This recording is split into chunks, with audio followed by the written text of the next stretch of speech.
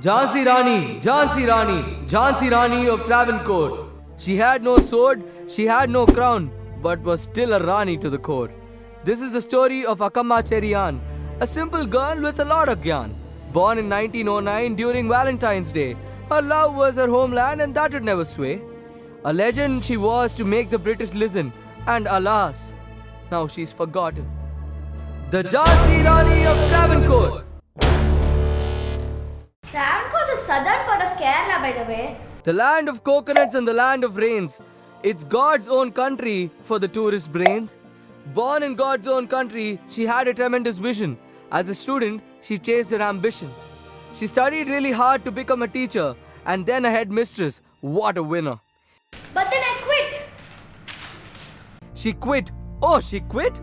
But why would a headmistress quit? She quit to join the Congress because her people were powerless. We had a great king. We had a good prime minister. But what's the point if we had no proper government? Democracy. She wanted democracy. If people didn't have full power, it would be a hypocrisy. Okay.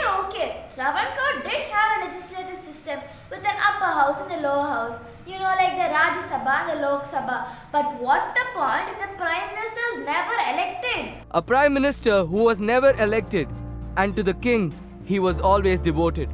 That's not fair, said the Congress. Most people think it's madness. I mean, seriously, imagine we all vote and it doesn't matter whom you vote for, the prime minister always remains the same. He's appointed by the king.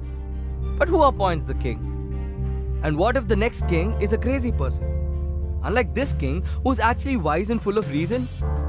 Because the king built schools, the king built colleges, he even built industries. Travancore made progress. Okay, he even banned untouchability. But he was friends with the British crown and was still attached to the throne. So when Congress demanded complete democracy, his prime minister made us illegal. What a conspiracy. Illegal. The Congress became illegal. No more meetings, no more speeches. All the leaders were arrested. With no warrant, they were arrested. Ha! If you ban the Congress, we'll come back with another name. We formed the Strikers Union. The Strikers Union. Young men and women from every nook and corner came to Travancore. They assembled in numbers like the brave Avengers. They had no weapons as they wanted no violence.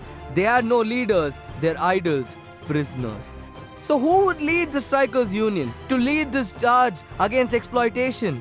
Like an eagle she rose, a valiant warrior they chose. I knew it would be tough, but anything for my motherland. Yes, the White Army had arrived and the streets were electrified with slogans that dared the British and made the king look foolish. Bharat Mata ki Jai!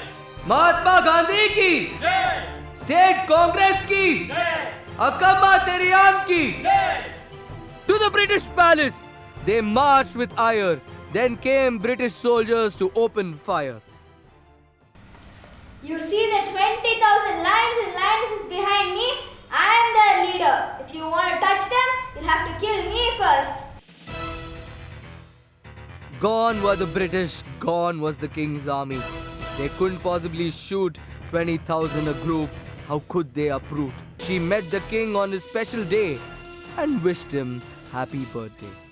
We are going to party here all night. That's right, all 20,000 of us. Unless you free our leaders and make Congress legal again. The king had to stop his celebrations grand. He gave in to their demand. Cometh the hour, cometh the woman. When Gandhi called the Quit India movement, she led the Travancore Congress as the president. But once India gained independence, she was shoved to the sidelines. The same people who asked me to lead the Strikers Union later failed to accept my role in the freedom struggle. She was forced to quit politics in 1950 and later made a few cameos with pity. She was forgotten and written off by the new politicians who came thereof.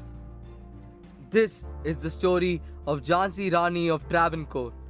She had no sword, she had no crown, but was still a Rani to the core.